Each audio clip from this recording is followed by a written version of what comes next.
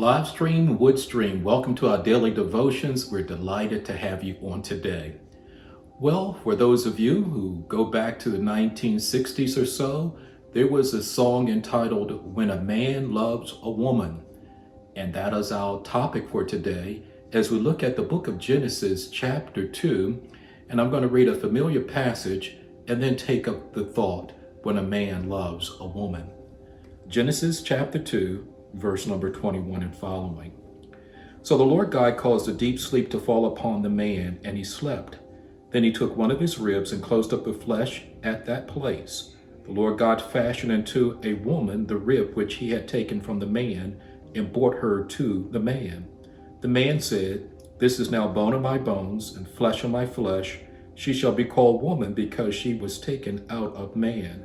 For this reason a man shall leave his father and his mother, and shall be joined to his wife, and they shall become one flesh. And the man and his wife were both naked, and were not ashamed." What a beautiful text that we have just read and we've just listened to. So what is this all about, when a man loves a woman? Well, we know that prior to Eve being created, that God explicitly gave Adam his vocation, his calling. His calling was to have dominion over God's creation and to care for the garden. His vocation. And so God says it's not good for man to be alone. He creates the woman, this companion, his wife, for the man. And now we discover that when a man loves a woman, he understands the importance of order and priority. Adam is given over to priority. Why does the wife have preeminence in priority over other responsibilities when those other responsibilities were given first to the man, not the woman? The reason is very simple. The man, the husband, has a covenant relationship with the woman.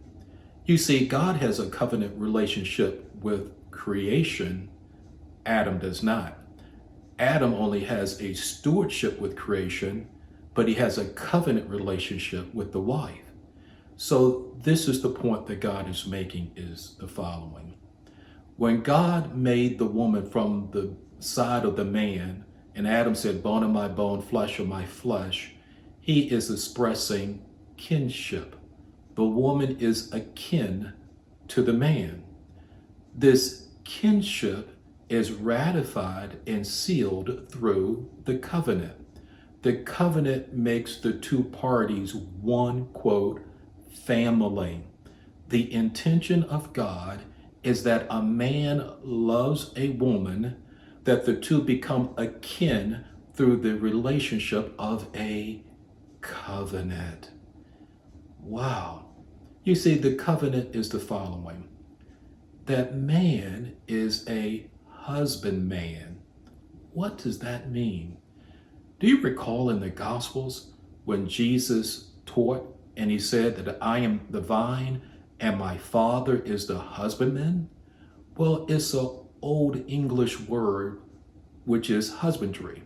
Husbandry is an agricultural term that speaks of farming or caring for plants, if you would.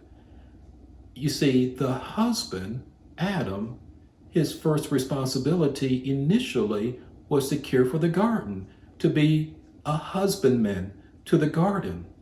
God was using that as preparatory work so that he might be, quote, a husband to his new wife by the name of Eve.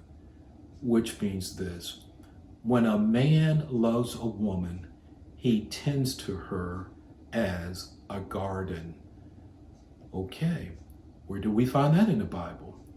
Well, in the Song of Solomon, the metaphor of the wife being a garden is accentuated. In different verses in the book of Proverbs, the wife is likened unto a garden, which means this: the man is the husbandman who tends to his garden, not just the Garden of Eden, but to his wife by the name of Eve. God is giving us a play on words God is speaking poetically to let us know what a man does when he loves a woman. So some final thoughts when a man loves a woman. When a man loves a woman, he protects the woman. Adam was to keep, guard, protect the garden. When Adam failed to protect the garden, when the serpent entered therein, who was the enemy, he just didn't fail the Garden of Eden. He failed the garden, that being his wife. He failed to protect his wife. When a man loves a woman, he protects her. When a man loves a woman, she is his first priority under God because of the covenant relationship. And when a man loves a woman, then there is the expansion of family, that the husband and wife are akin one to another, and now God adds to that union through children. And now what is happening is this, that when a man forsakes father and mother, what that means is that there is the establishment of a new dominion and governance, because a man is to rule over his house. Thus, he is establishing a new governance and dominion under God. So you say, well, how do you and I today, who are men, continue in Adam's calling of having dominion over the earth? By having dominion, governorship over our households. And as we rule our households well, then the rulership and the governance of God becomes pervasive throughout the world. When a man loves a woman, she is his priority. When a man loves a woman, he protects her. When a man loves a woman, he expands the dominion of God over the earth by the having of children, and now his sons establishes new households, and the dominion of God flourishes over the earth. May God help you and help me to love one another.